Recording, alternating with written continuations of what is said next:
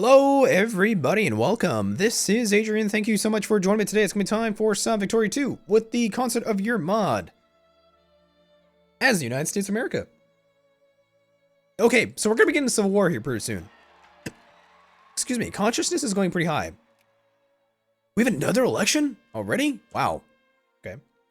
Apparently a wartime election because we're still at war with Austria, and I think France is winning. Oh god, yeah, it's Revolution 1848. That's right, I actually totally missed that. So the year 1848.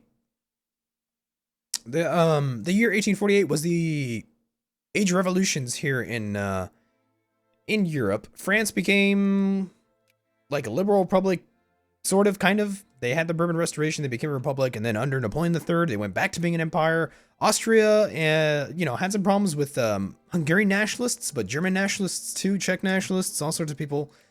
Ottoman Empire, not so much. They were always in decline. They're always having problems. So it's year 1852. Cool. We're going to begin the Civil War, I think, soon. Monopolies and privileges. Plan economy, laissez-faire. We'll take a middle of the road way.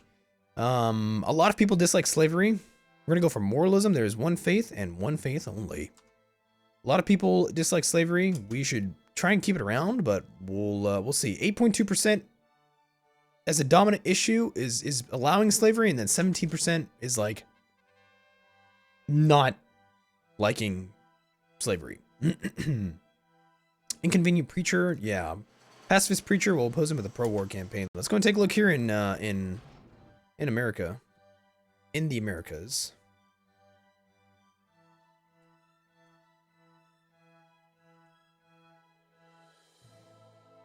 Where the hell is Costa Rica? Mexico, do you have cores on Yucatan? It does. Huh.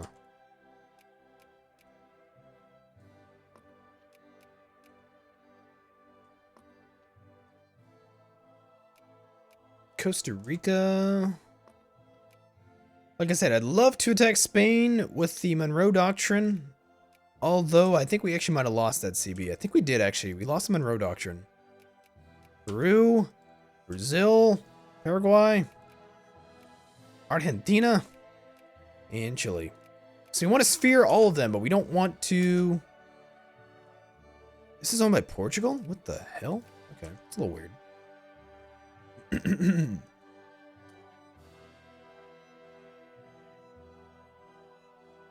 Voting and new citizens. Ooh, is that between full citizenship or residency? I'll actually take residency. It's a reactionary position to have, but it'll do fine. El Salvador. Let's see, Coltrane is now following on Twitch. Thank you so much. Coltrane876, I appreciate that. War of Peruvian aggression. Looks like Peru's going to annex Bolivia here in a second. Damn, Peru's actually pretty large. Let's see, factories push for free trade. We will launch a counter campaign, I think. Yeah. So we're going to want to invade Cuba sometime soon. Hey, war dominates the election. We will encourage the jingoists. We are patriots. We will fight for our country. Plans, economies, and freedoms. We'll take a middle road. Planned economy is actually not an issue yet, but once the socialists come around, it's going to be a problem. So. Limited citizenship, please.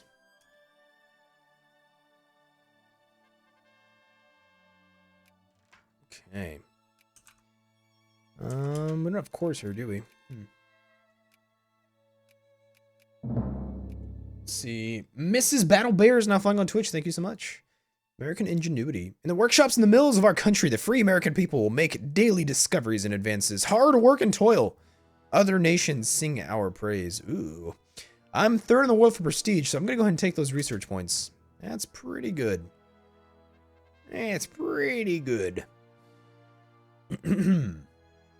Hey, 1554-40 or fight. As American and British settlers move to the west coast of North America, there's been a growing dispute as to who owns the Oregon country.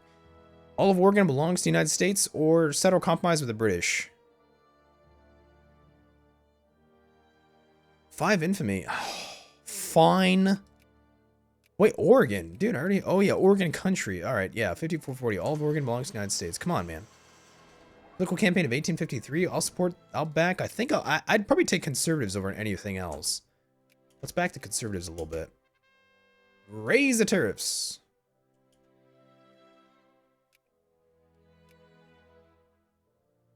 The Democrats supported free trade and interventionism. Yeah, that's true. Maybe we're going the wrong way by supporting protectionism then. Because protectionism is for Whigs and free soilers. Damn it, I wish I had Southern Democrats, though. Oh my god.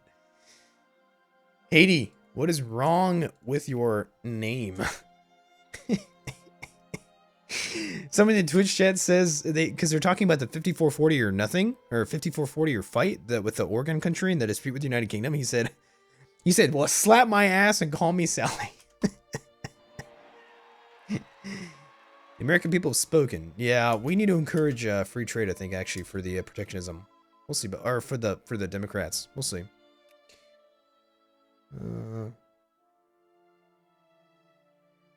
That's hilarious.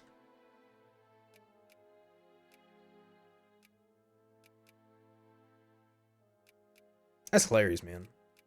Collectivist theory, research points. Collectivist theory gives us research points, but not much else. Collectivist theory, Navy. Yeah, let's go for the research points. We'll need them. They're useful. Of state and government. Our state is changing, evolving from a simple government of bureaucrats and despots to a true organism of the state. Yeah, so I'm talking about. Wow, we have like half-half. The liberals have barely a sliver of a minority. Barely.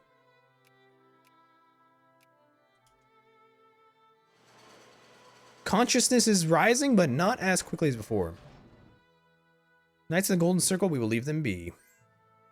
What? Screw you, man. You're in my sphere. I'm not going to ally you, though. You're not an ally to me. Let's see. 32J Locke has now fallen on Twitch. Thank you so much. Bureaucracy versus nepotism. Ooh. Oversized industry? Excuse me? You bastards. I don't want to pass this, though, man. Who doesn't like a minimum wage? What's wrong with you people? Actually, I'd rather not tax the middle class. I'd try to reduce that if I can. Let's see. The New Mexico Apache, led by a man calling himself Victorio, have risen up and massacred several settlers in the state. The Apache Wars. They will submit sooner or later. Wow, that's a lot of militancy. Jesus, 10 militancy there. The Apache. Clericalism versus anti-clericalism.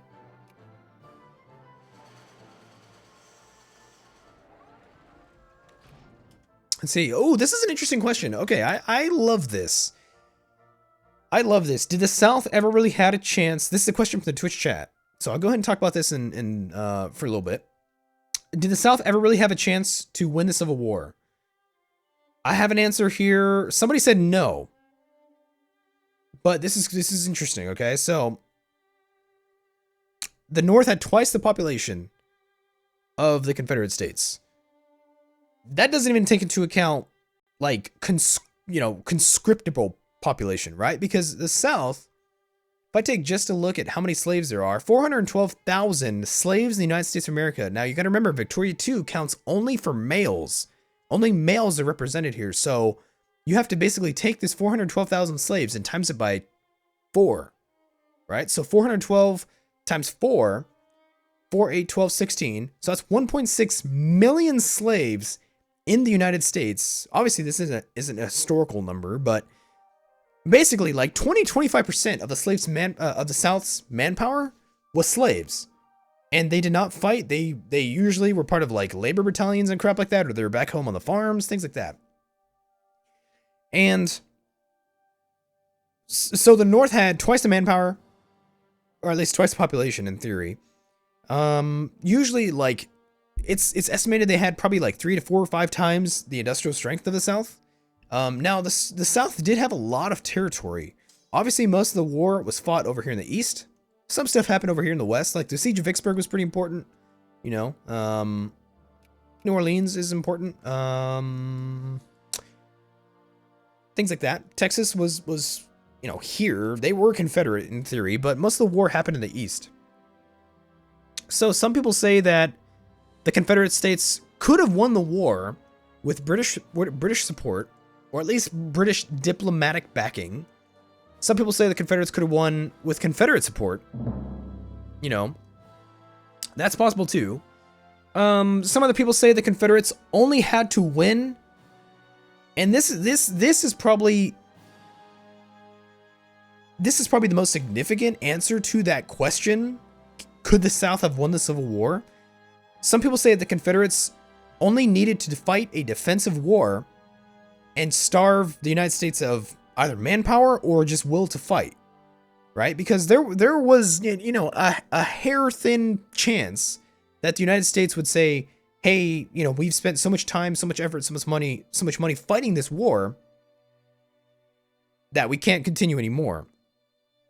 So a lot of people say that the South's decision to go from a purely defensive posturing to an offensive war was what basically destroyed the Confederacy's chances of winning the Civil War.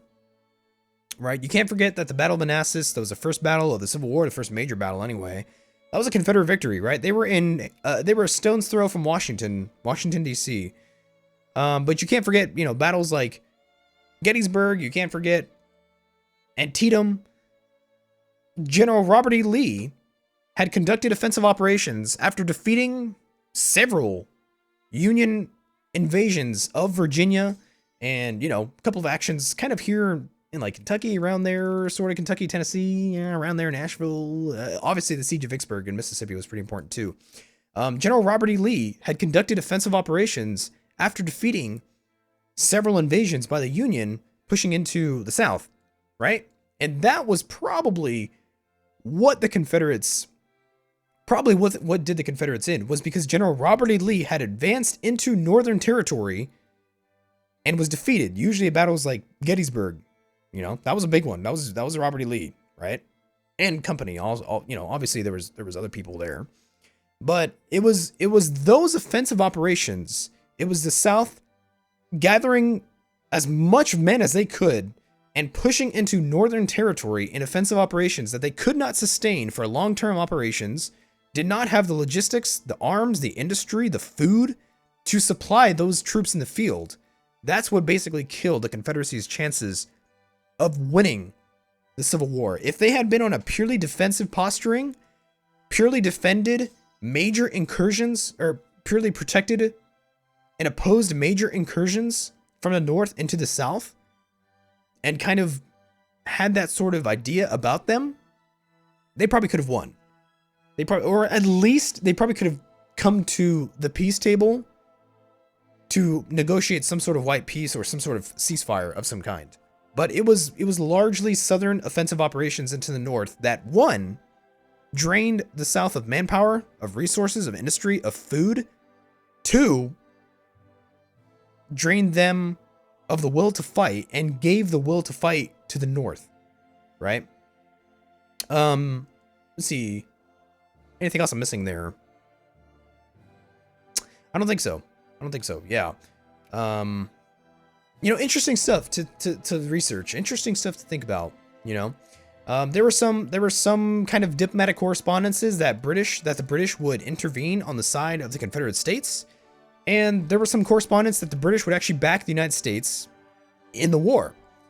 There was, as I kind of mentioned earlier in this episode, France, during the time of the Civil War, was under the control of Napoleon III. Napoleon III was Emperor of France. He was Napoleon's nephew, and he had invaded Mexico, installed, Maximilian I von Habsburg as Emperor of Mexico.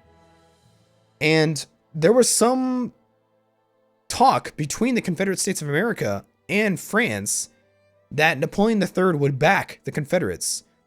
What made him hesitate and eventually cease any sort of talks like that, or any sort of notion of supporting the Confederates, was the opposition of the British. Originally, the invasion of Mexico by the French was also with British and Spanish support. It was called the Pastry War. I think it was 1853, 1854, around there.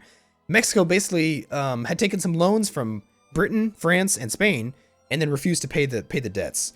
France, Britain, and Spain invaded Mexico to get the debts paid, and eventually Britain and Spain saw that Napoleon III in France was looking to do much more than to just get the debts repaid.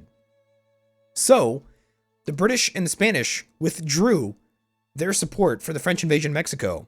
The French stayed there for years on end. And so when the Civil War broke out, the United Kingdom was sympathetic, kind of sort of, to the Confederates as well as to the United States. And France was kind of sympathetic to the Confederates because France wanted a conservative Catholic monarchy down here, and kind of also in the same vein, would have appreciated an authoritarian or at least like a slave-holding conservative republic to the north, right? As an ally or as a friend. But once the British were almost for certain not really going to support the Confederates, they kind of the French got in their minds that the British would support the Americans should the French support the Confederates. And that probably was true. If the British, or if Napoleon III had sent either troops or supplies or weapons or something to the Confederate States of America, the United Kingdom probably would have in turn backed the United States of America. And that was an alliance nobody wanted to see. That was an earth-shattering notion. The British and the Americans together in an alliance of some kind. That was terrifying to people. That was absolutely terrifying. So yeah, that's the question. The South probably could have won maybe the Civil War if they had been more defensive, but who knows? I don't know. There's a lot of study about it, a lot of literature out there. Anyway, let's continue. Sorry about all that. Sorry that rant got somewhere. But it's always interesting to consider these kinds of questions because they're really cool. They're really cool to talk about. Who knows? I mean, the South had good generals, good troops, not a lot of industry, but they did have decently trained men, compared to the North. The North had to conscript a lot and had to ask for volunteers, all sorts of stuff, but the South was interesting. The South also, in theory, would have had home field advantage, right? If the North had to invade the South repeatedly, the South has home field advantage, can draw upon resources and the terrain, geography, the locals, in a way that the North cannot. Let's see, a Southern Belle, to our knights or to our laborers? To our knights. Sure, why not? Let's see, Twitch chat says I should start a history podcast. I'd watch that shit. I'd love to do something like that, but YouTube as it is takes up a lot of my time, and I don't have a lot of time. I'm trying to make YouTube, part-time job, full-time job. Hopefully when that is, we'll see. A professor at one of our most prestigious universities has published a tract on political philosophy. Jefferson method? No, I'll take prestige. Thank you. We're fourth in the world as a great power. Ah, now we're fifth. Damn it. Oh, well, that's okay. Clans organized. Knights of the Golden Circle. We will leave them be. I think once it hits 10... I think once this hits 10 consciousness in the nation, we get the Civil War. I'm not sure, though. So let's prepare for the worst. Where's the army? I only have 60,000 men? Bro, that's kind of hard to believe. Let's get some Dixie Guards.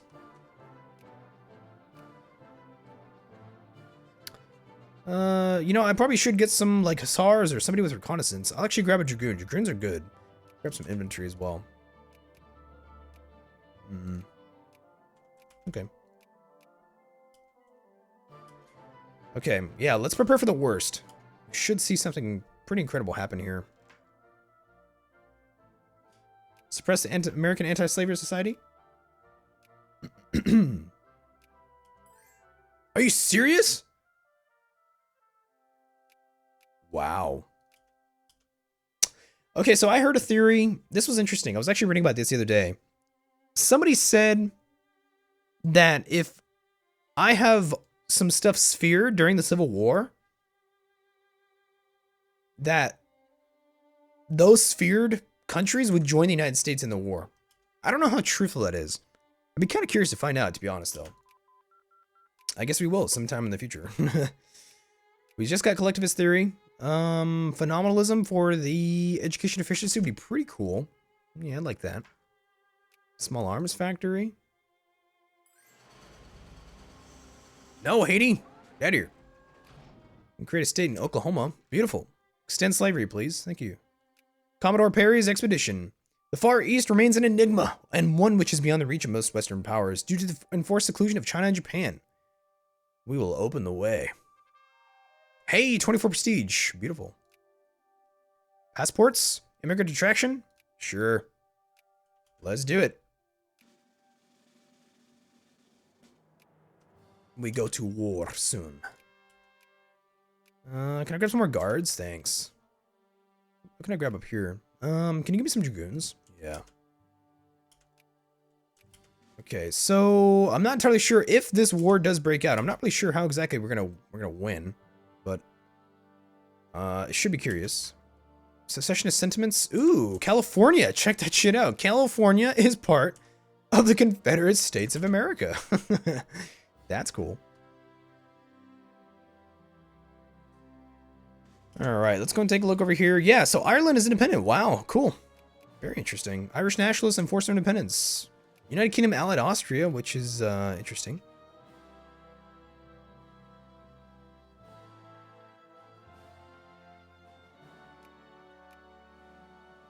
Sweden? Finland, you're still... Yeah, you're satellite of the Russians. Our new first minister is a quiet genius. This guy's a backroom boy. Leadership, research points modifier, RGO throughput. I will take it. I will take it. You know, I could use some, you know, I'd love some jingoists in power or something. Hey, factories. Railroads. Beautiful. Beautiful, beautiful, beautiful.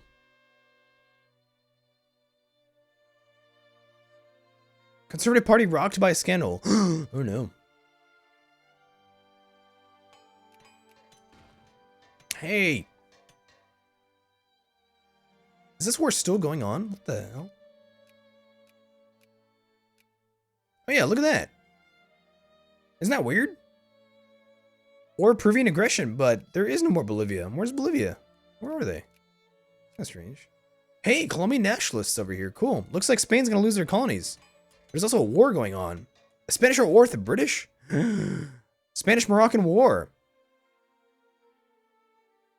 Oh, dude, we should totally seize Cuba right now. That'd be so sweet. We could use some more steamers, though. Where's my fleet? My fleet has been sitting here for years. Colonial discontent. Consciousness or militancy? Yeah, I'll take the militancy. That's fine. I'm not too concerned. Okay, so let's grab a better fleet. We will need that fleet to probably blockade the south or the north. There's no blockading the south today, folks. There's no blockading the south today.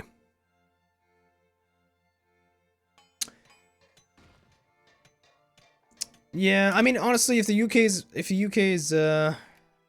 they're influencing Brazil, it's not that big of a deal. Okay, so do I want to attack Cuba right now, or Spain for Cuba? I could, but I'm pretty damn sure that the Civil War is going to break out like any moment now. So, I don't know about that. Let's go for a lavish exhibition.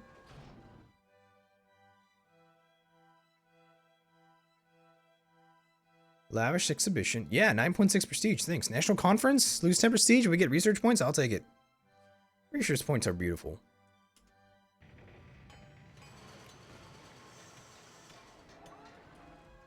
Let's see what happens, folks. This is going to be cool.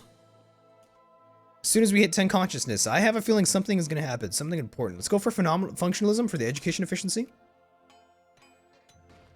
Let's find out what happens next, shall we? Atheism.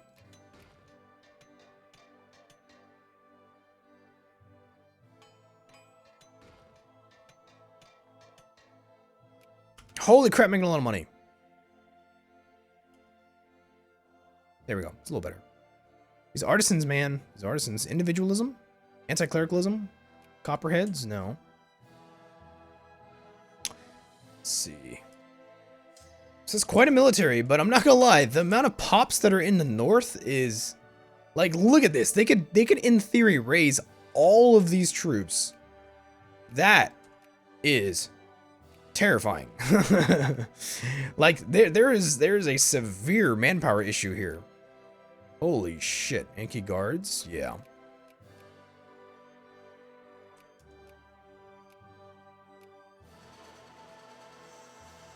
The passenger elevator. In 1854, Elijah Otis demonstrated the first passenger carrying elevator. Cool. Prestige. Sweet.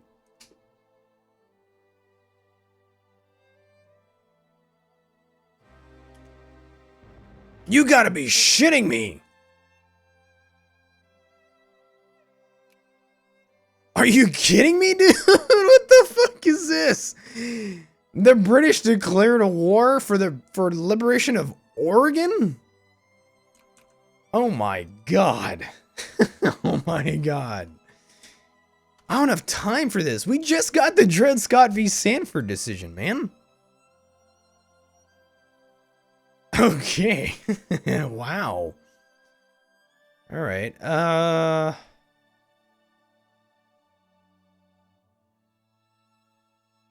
Holy fucking shit. Dude, this is not good timing.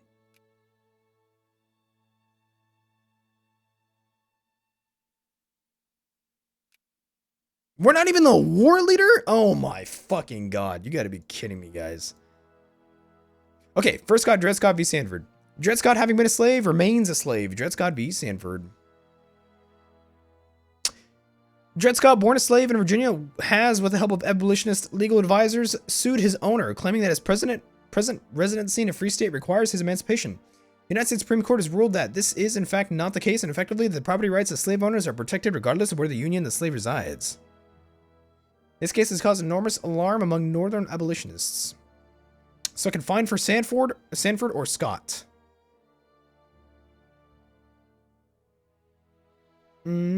Historically, we found for Sanford. Yeah.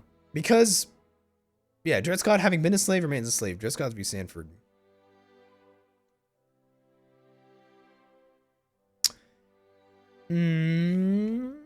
Fight for Sanford, find for Scott. Do I want more reactionaries? What do I want? Yeah, I'll find for Sanford. Let's go the historical route. Okay. I can enact a reform. Outlaw slavery, protectionism, slavery allowed, non-secret ballots.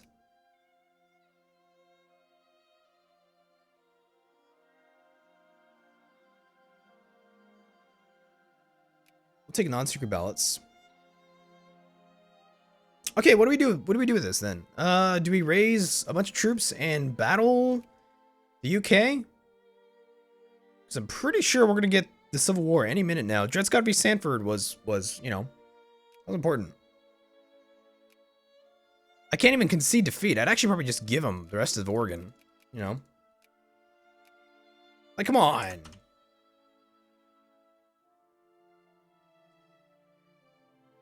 All right, so we have a little bit of a tech advantage over him. That's kind of curious. Where's he going right now? I say we battle him probably over here in the east. Dude, he's got shit tons of troops over here. Like, this is 120,000 men alone right there. God. This is annoying. Okay, why don't we, I guess, yeah, let's raise everybody. I don't even care who it is. We're gonna raise every person we can grab. Let's get a couple dragoons in here. We're gonna raise everybody. We're gonna use the Yankee troops first. Fuck it, we'll have them go and kill. But I'm gonna take a break here. We're gonna fight this war in the next episode. So thank you so much for watching as always. Please make sure to like, subscribe, and comment, and I'll see you in the next one. Thanks so much.